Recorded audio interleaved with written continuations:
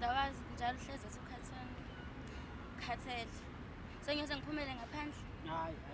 Hayi. Manje zisholo uma ufuna ukuphumela ngaphandle. Manje yami awusashayi.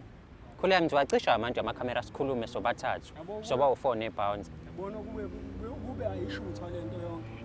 Ngabe siyakwazi ukukhuluma silungise njengoba befuna vele silungise. Ngithembe yabo mina manje umehluko ukuthi ngizoyilungisela la entabeni kodwa ngizowacisha amakhamera singabe sayishutha lento. Wena usho ukuthi yini indaba ungayihlabi lengane usho ukuthi uyincisheleni imali nayo ishama izinto ezingekho.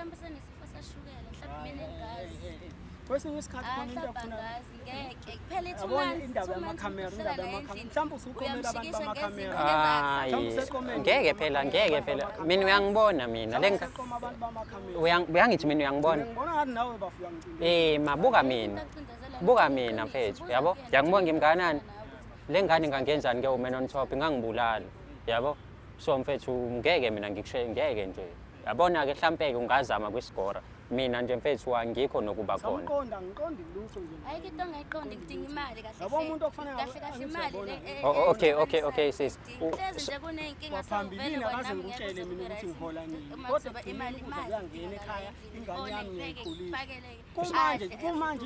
kumanje ingane uyishiye njengoba ugijimela yabo bamakhamera uyishiye noba ingane angithi uyabona ngithi uyabo mina yabo nje ingane yami mhlawumbe la ifoni yahlukumezeka ingane angazi ukumhlaba nje wagcina nini ukuyihlaba lengane